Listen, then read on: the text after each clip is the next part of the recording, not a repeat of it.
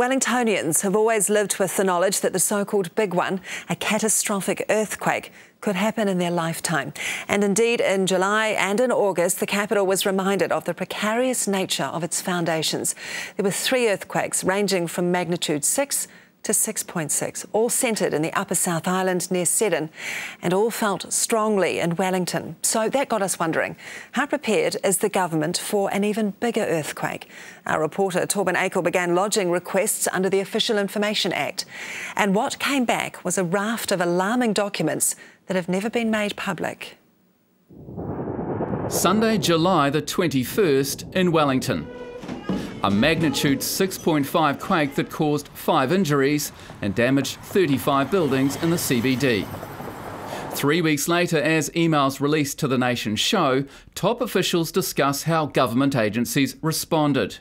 And according to Andrew Kibblewhite, the CEO of the Department of Prime Minister and Cabinet, or DPMC, the general sense was people were much less clear on what they should do than they should have been.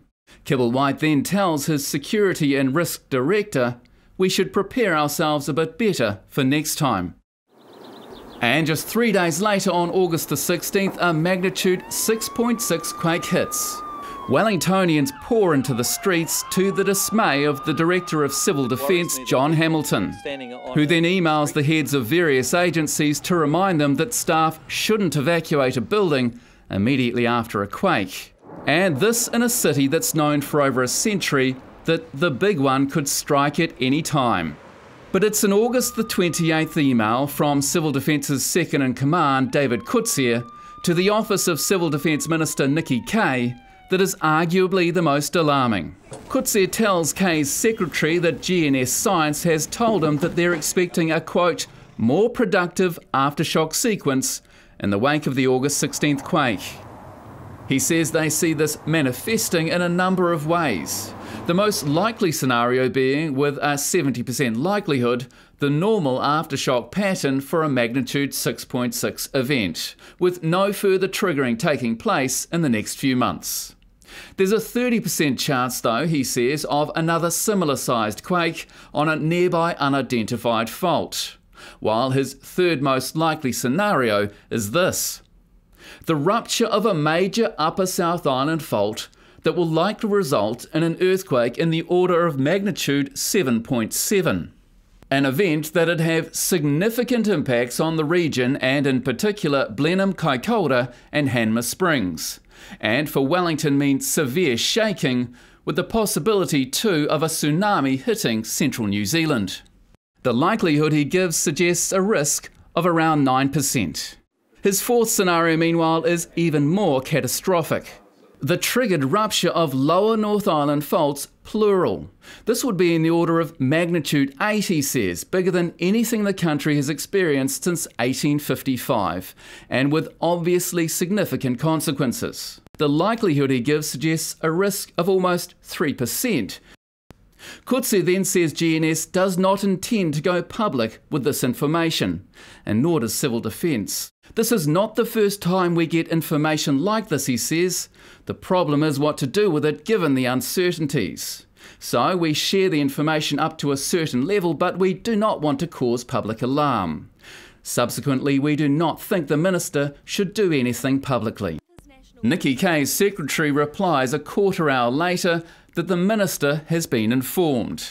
And the next day, the DPMC's Security and Risk Director, Steve Brazier, tells one of his staff, GNS sent out an advice on upcoming earthquakes in Wellington that was not going to be released publicly, leaving our Minister, that's John Key, and the Civil Defence Minister, Nikki Kaye, in a difficult situation.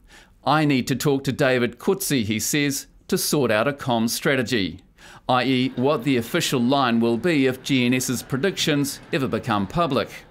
We asked Civil Defence Chief John Hamilton if the public are being properly briefed about the risks of aftershocks and follow-on quakes. It's always been quite hard, I think, for the scientists to convert their understanding of the geology, if you like, to practical ideas for the public. But I think we've generally got a good understanding now that you could expect quite significant aftershocks, but increasingly long periods between decreasing magnitude aftershocks. So we shouldn't be surprised, and I don't think anybody in New Zealand would be surprised to hear that there would be aftershocks. Unless, of course, if one of them might be a magnitude 7 or 8. Ironically, it was a senior GNS scientist who defended the conviction this time last year of 6 Italian seismologists who'd failed to warn the public of the risks in the days before the magnitude 6.3 L'Aquila quake in 2009 that killed 308 people. For the public to be told not to worry and go home and have a nice glass of wine would appear to be not a very professional call. But just how professional is it not to tell the people of Blenheim and Kaikoura that there's a notable risk of a 7.7 quake happening near them? Given the proximity of the recent quakes to Wellington too, it's fair to conclude that the obviously significant consequences David Coetzee referred to of a magnitude 8 quake in the Lower North Island would include massive damage to the capital. Numerous faults crisscross the Wellington region, with the 5 shown here in red being the most active.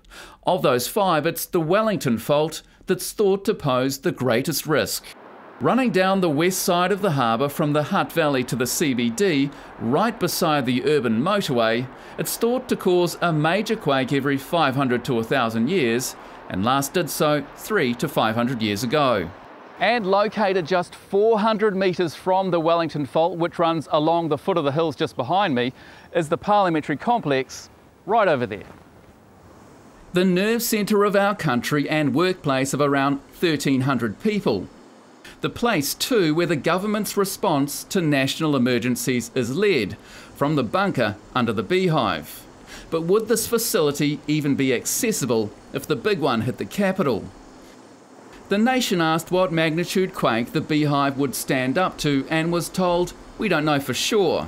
The Parliamentary Service said a detailed seismic assessment is currently underway, though a partial assessment in 1999 had indicated that when subject to a magnitude 7.5 quake on the Wellington fault, causing modified Mercalli 10 shaking intensity, the building would sustain extensive damage. However, it is unlikely to collapse. Parliament House and the Parliamentary Library were also strengthened in the early 90s to hold up to a similar sized event. As for Bowen House, the foreign landlord's property manager could only confirm that it was recently rated 86 out of 100 for seismic resistance under the new building standards.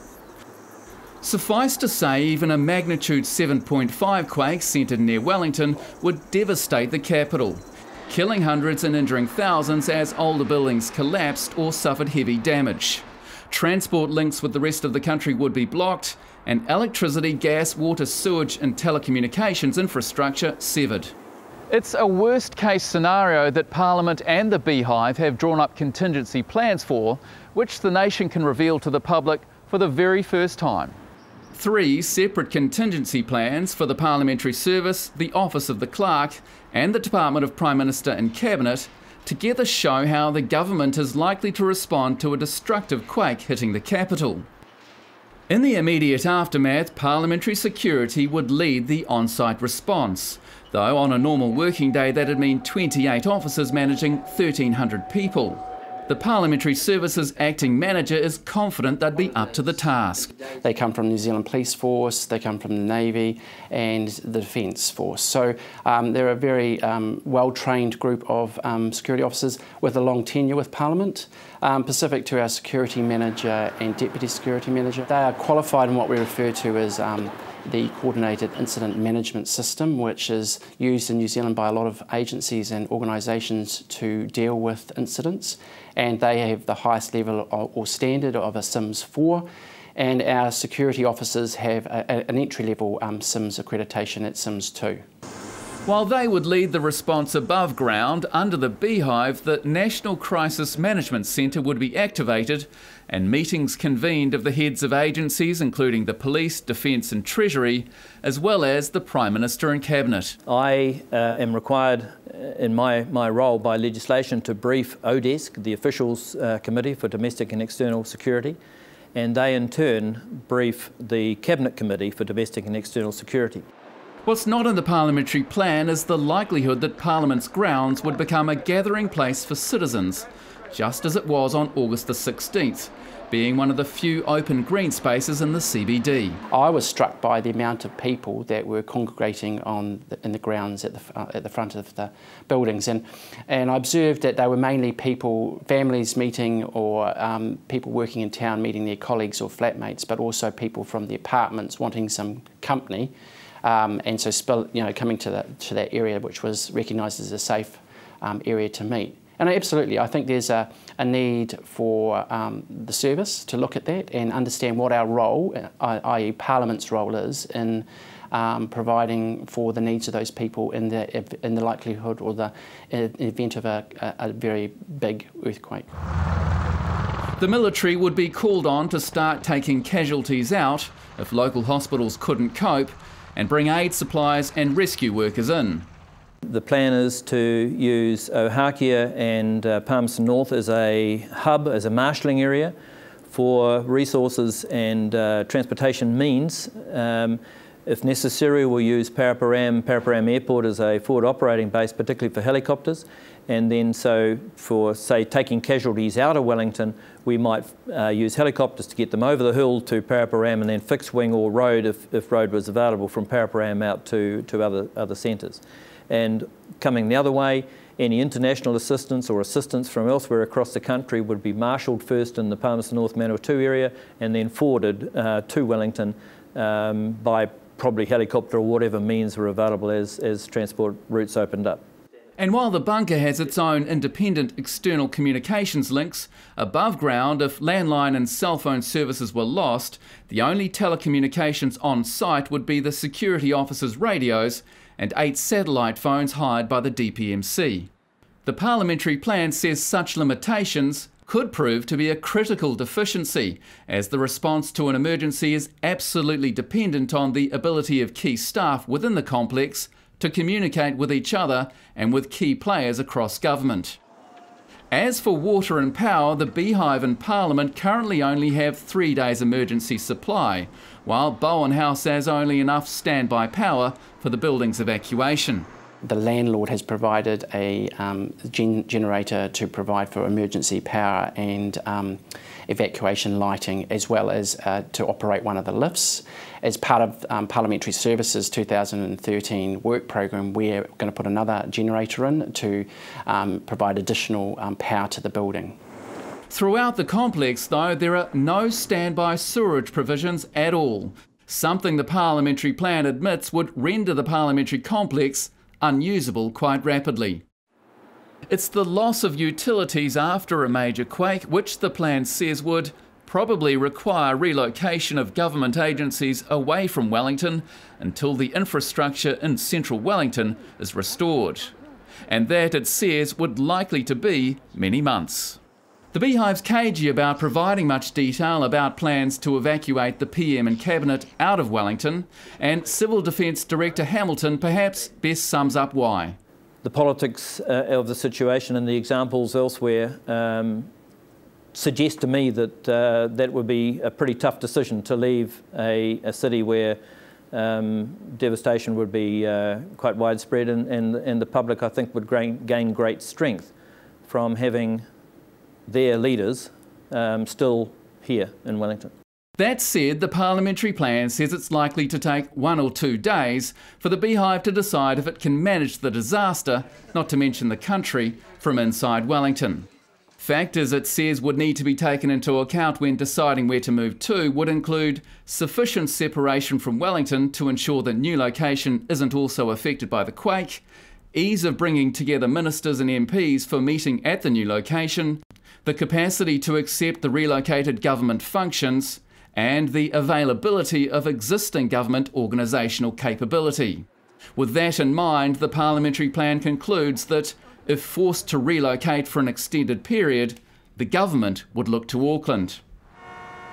Yes, Auckland, which was the country's capital from 1841 to 65, would once again become the seat of central government, albeit temporarily. The Governor-General would have to make a proclamation summoning Parliament to any new location outside Wellington, And the office of the Clerk's David Wilson told us where that relocation would probably be too. The alternative venues are looking like either Whenuapai or Devonport, so the Defence Force bases, as places I think with easy access, depending on whether we go by sea or air, and also with significant numbers of staff. Such a move to a military base like Devonport would make it easier to ensure that two key requirements of any relocation would be met. One, that the government has a legal interest in that property, and two, that the Speaker becomes the legal occupier of the new venue. It needs that legal authority, for example, to have someone removed from the premises if they're disrupting the sitting of the House. And so if we were sitting in another venue, the Speaker wouldn't have the authority to do that, say to have someone trespassed without him being the occupier of the premises. Other than that, and despite all the trappings associated with Parliament, only 3 officials actually need to be present for a sitting to be recognised as a meeting of the House of Representatives. There needs to be a minister present. There needs to be a presiding officer, so the Speaker or one of the assistant or deputy speakers, and the Clerk of the House needs to note the House's proceedings, and that's all you need. So it's really not very many people. All members have to have the opportunity to be there for it to be a legitimate sitting, but they don't have to be there. By law, the House would need to sit within 7 days of the declaration of national emergency.